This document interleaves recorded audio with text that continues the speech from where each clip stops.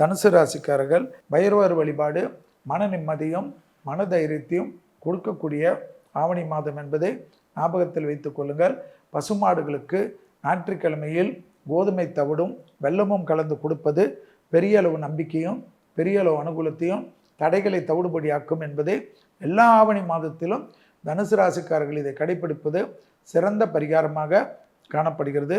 அதே சமயம் வயிறு, கழுத்து, முதுகு தண்டுவடம், மயக்கம் போன்ற வெர்டிகோ போன்ற கிடினஸில் சிறிது கவனமாக இருக்க வேண்டும். தாய் வழி உறவு, தந்தை வழி உறவுடன் வாக்குவாதம் வேண்டாம். குடும்பத்தில் பொது வரவுகள், குடும்பத்தில் அந்நியர் வரவுகள், குடும்பத்தில் சொந்தக்காரர்கள் வரவுகள் என்று ஒரு சந்தோஷமான சூழ்நிலை நிச்சயமாக ஏற்படும். குரு பார்வை உங்களுக்கு நிரந்தரமாக இந்த மாதம் இருப்பதனால் டக்கு டக்குன்னு நினைத்த காரியங்கள் எல்லாம் நடைபெறும்.